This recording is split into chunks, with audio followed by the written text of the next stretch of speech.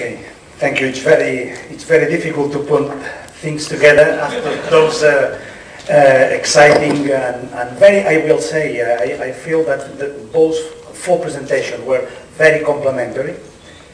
I didn't pass on a slide on the previous, my two previous participation in the workshops on yesterday on the keynote address. But I have a slide on my computer that mention 4 key factors for to implement successfully an e-learning strategy. And I found that each of the 4 speakers have put emphasis on one of those key factors. I will tell you why. So the first speaker was explaining the strategy in Malaysia about the smart schools and how schools go step by step further on to advancing and to developing their own strategy. We call this in Europe immaturity process of the school. This is one of the key factors that we have identified for the success of ICT or at least e-learning. I prefer to say e-learning than ICT. I must confess you, because in e-learning the focus is on learning. So the key word of all of these artifacts we have been around us is learning. So I think the word of e-learning put the right emphasis on the objective, on the aim of the technology in education. So it keeps with the e-learning word. So first speech put the emphasis on immaturity. The second E word, it's e-content. So the second speaker tell us about an example, a very good example of new kinds of e-content. The third E word is epedagogy.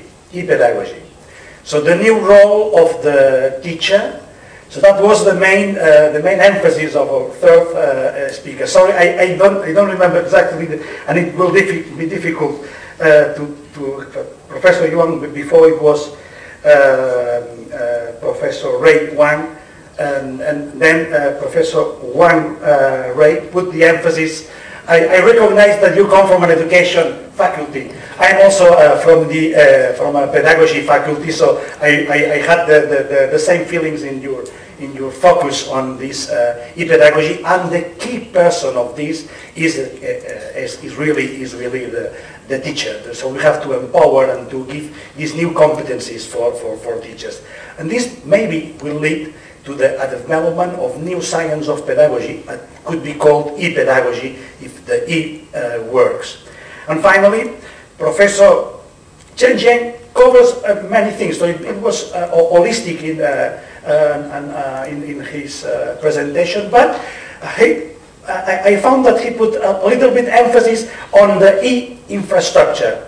So I think both E's, E-maturity, E-content, E-pedagogy, and E-infrastructure need to be together in order to deliver e-learning. So I think it was very wise selection of the both speakers, and at least for me it was really a pleasure to see this complementary between you, your presentation. I was also very impressed about the citation of Socrates on your speech. I feel that we have to rediscover the wise pedagogues from the ancient Greek, even from the beginning of the 19th century, where they had this good idea, where this vision about what education should be, not just instruction. So we have the ideas of the e-pedagogy before the technology has arrived to empower us to deliver this vision that has 100 years old of this new school model. So now we have the right tools in our hands. We have to be ready to develop this vision. And I think what the other feeling I had during your presentation is that we have to develop some kind of link, and maybe the University of Hong Kong and Professor Law could be the hub of that link between all the parts of the world that we are represented here. Colleagues from the America, colleagues from Europe, myself even, but you have to find, I will tell you a little bit about the project we developed between several countries in Europe. The project was called P2P, like in peer-to-peer. And in this project was joined by a group of 3 countries, experts in the field of e-learning, in order to mutual peer advise the policies, the e-policies of the other 2 countries. So it was very useful. It was run 4 years back. It's already published on the web. You will find it, P2P project about ICT education policies.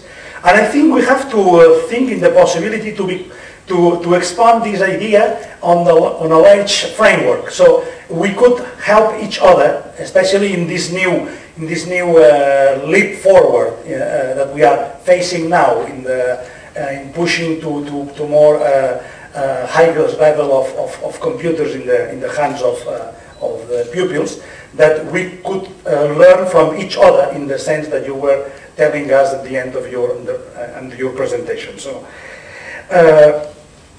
so that's the inputs I get and the idea I made. I will also share with you some of the lessons we learned from our experience and the running of the new project.